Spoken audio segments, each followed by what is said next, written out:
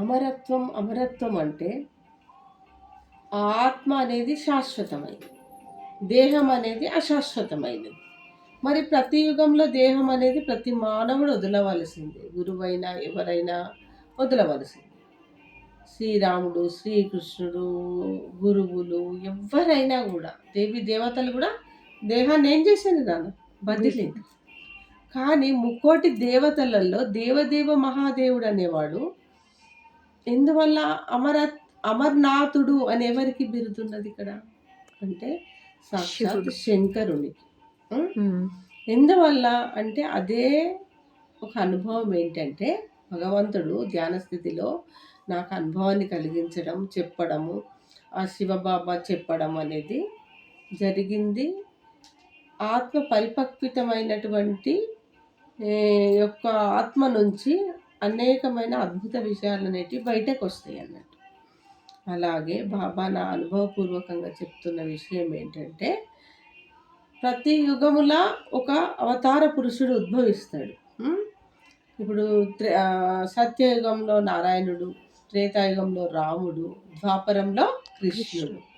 మరి కలియుగంలో కూడా ఒక అవతార పురుషుడు అనేవాడు తప్పకుండా ఉండాలి కదా, ఉండాలి. ఎవరైనా ఎక్కువగా ఇక్కడ ఎవరి యొక్క ప్రాచుర్యం ఇప్పుడు లభిస్తున్నది అంటే అమర్నాథుడు. అమర్నాథుడు అంటే కలియుగ అంతిమ సమయం ఇది. ఈ కలియుగ అంతిమ సమయంలో అమరత్వం అనేది పొందితేనే సత్యయుగంలో ప్రవేశిస్తారు వారు. మరి ఇక్కడ అమరత్వం అనేది ఎట్లా పొందాలా? ప్రతి మనిషిలో ఉన్న ఆత్మ అనేది శాశ్వతమైనది, దానికి వినాశనం లేదు. మళ్ళీ దేహం వదిలిన తర్వాత మళ్ళీ దేహాన్ని అది తీసుకుంటుంది. కానీ దేహం పోయిన తర్వాత మళ్ళీ దేహం వస్తుందా? ఆత్మ అనేది మళ్ళీ చైతన్య స్థితికి వస్తుంది. కానీ దేహం అనేది చైతన్య స్థితికి రాదు, పంచభూతాలలా కలిసిపోతుంది. కానీ ఒక్క అనుభవం ఏంటంటే అద్భుతమైన విషయం ఇక్కడ ఏంటంటే ఈ యొక్క కలియుగ అంతిమ సమయంలో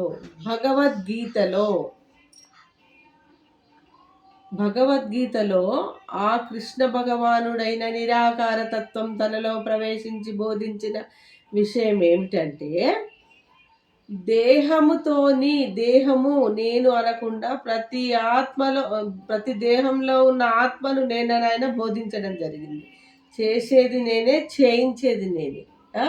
ముక్కోటి దేవతలను ఆరాధించడం కాదు, ముక్కోటి దేవతల యొక్క ఆరాధన కూడా నా ఆరాధన కిందికే వస్తుంది అని ఒకే ఒక్క దైవాన్ని కొలిచినప్పుడు వాళ్ళు ఏమైపోతారు? అప్పుడు అమరత్వ ప్రాప్తిని పొందుతారు. మరి ఒకే ఒక్క ముక్కోటి దేవతలకు అందరికీ రూపం ఉండదు. మరి నిరాకార తత్వమైన శివుడికి మాత్రం రూపం లేదు. శంకరుడికి మళ్ళీ రూపం ఉంటుంది. మీరు అనుకుంటారు శంకరుడు శివుడు ఒక్కటే అనుకుంటారు, కానీ కాదు. శంకరుడు కూడా దేహస్థితిలో ఆయన జన్మ తీసుకుంటాడు. కానీ శివుడు మాత్రము నిరాకారం. ఆయన సడన్గా వచ్చేసి ఆ కలియుగ అంతిమ సమయంలో ఈ శంకరుని దేహంలో ఏం చేస్తాడు నాన్న? ప్రవేశిత జరుగుతుంది. జరిగినప్పుడు ఈ కలియుగ అంతిమంలో ఆయన మొదలు అమరత్వాన్ని పొందుతాడు. అమరత్వాన్ని పొంది దేహంతో సహా ఆయన ఆత్మతో సహా ఎక్కడ ప్రవేశించడం జరుగుతుంది అంటే శివ కేశవునికి భేదం లేదు అంటారు చూడండి. ఆ శంకరుడే ఏమైపోతాడు? మొదటి నారాయణుడు అవుతాడు. ఎవ్వరికి తెలియదు. అందుకే శివుడికి కేశవుడికి భేదం అనేది ఉండదు ఇక్కడ. కాబట్టి సూర్యవంశీయులైన వారికి మాత్రమే ఇక్కడ అమరత్వ ప్రాప్తి అనేది ఉంటుంది. ఎలా అమరత్వ ప్రాప్తి పొందడానికి మరి ముఖ్యమైన విద్య ఏంటిది ఇక్కడ అంటే ఆత్మ విద్య. ఆత్మ యొక్క విద్యనే ఆధ్యాత్మిక విద్య. కానీ భక్తి అన్నీ కూడా ఆడంబరాలు ఇవన్నీ కూడా ఆధ్యాత్మిక విద్య కిందికి రావు. ఆధ్యాత్మిక విద్యలో ఇవి ఒక మెట్టు మాత్రమే. ఏకాగ్రతకు చేసేటటువంటి పూజలు, యజ్ఞాలు అన్నీ రావడం అనేది జరుగుతుంది. కానీ అసలైన విద్య ఏంటిది ఇక్కడ ఆధ్యాత్మిక విద్యకు? ఆత్మ విద్య. మరి ఆత్మ అనేది నీ లోపల ఉంటుంది. ఆ పరబ్రహ్మ స్వరూపమైన ఆ బ్రహ్మ పదార్థానికి చావు లేదు. నిత్యంగా స్వయమై నీవై ఉన్నావు. నీ లోపల అది ఉన్నప్పుడే నీ దేహానికి చైతన్య స్థితి లభిస్తుంది. ప్రతి యుగములో కూడా ఆ ఆత్మనే జన్మలు తీసుకుంటుంది. పుణ్యాన్ని, పురుషార్థాన్ని బట్టి తీసుకోవడం జరుగుతుందని ఆ సాక్షాత్ ఆ భగవంతుడు గీతలో మనకు ప్రబోధించడం అనేది జరిగింది. ఆయన ఇక్కడ కలియుగ అంతిమంలో ఏం చేస్తాడు? శంకరుడు తన లోపల శివుడు అనేవాడు ప్రవేశిస్తాడు. ప్రవేశించినప్పుడు ఆయన వైరాగ్య స్థితికి రావడం జరుగుతుంది. ఇంద్రియ నిగ్రహం రావడం జరుగుతుంది. ఆత్మ యొక్క శుద్ధత్వానికి, చైతన్య స్థితికి, దివ్యత్వాన్ని పొంది అమరత్వ ప్రాప్తిని పొంది అమర్నాథుడు అని పేరు ఆయనకు మాత్రమే రావడం జరుగుతుంది. ఆయన ఫాలోవర్స్ అయినటువంటి సూర్యవంశీయులకు మాత్రమే సత్యయుగంలో అడుగుపెట్టే అవకాశం అనేది వస్తుంది. ఎట్లా అంటే వారు కూడా ఆయనతో పాటు ఆత్మ విద్యను ఆ పరబ్రహ్మమైన ఆది గురువు ద్వారా ఏం చేస్తారు? సూర్యుడికి ఆయన ప్రబోధించిండు మొదలు అని పురాతనంలో. ఆదిలో ఎవరికి ప్రబోధించిండు గీతను? సూర్యుడికి అంటాడు.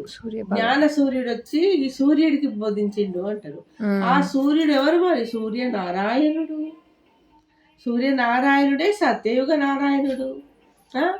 కాబట్టి సూక్ష్మ రూపంలో ఇది అయినప్పుడు స్థూల రూపంలో అది అవుతుంది అన్నట్టు.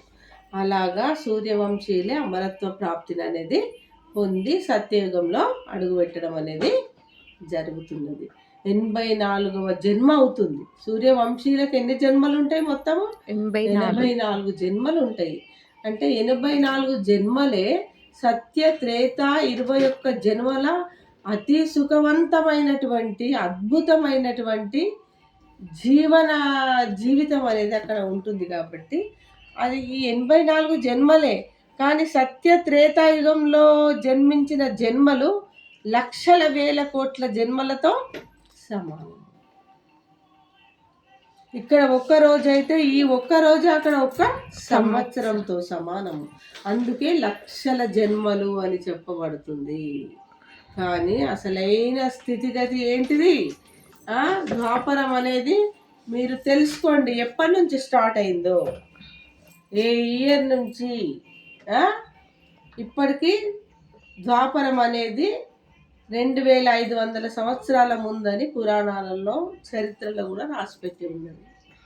అంటే ఈ 2500 సంవత్సరాల నుండి ఏమవుతుంది? ఇది కొంచెం కళలు తగ్గి హీనస్థితిలో ఉండి జన్మలు అనేది పెరుగుతూ ఆయుష్ అనేది తగ్గుతూ వస్తుంది. కానీ సత్యయుగంలో, త్రేతాయుగంలో జన్మలు అనేటివి ఒక్కొక్క మనిషికి సత్యలో 150 సంవత్సరాలు, త్రేతాయుగంలో 120 సంవత్సరాలు మానవుని యొక్క ఆయుష్ కాలం అనేది ఉంటుంది. పరిపూర్ణమైనటువంటి పరిపక్వితమైనటువంటి ఆత్మగా ఉంటూ చాలా అద్భుతమైన జీవితాన్ని, అద్భుతమైన వికారాలే లేనటువంటి జీవితాలు అక్కడ గడపడం అనేది జరుగుతుంది.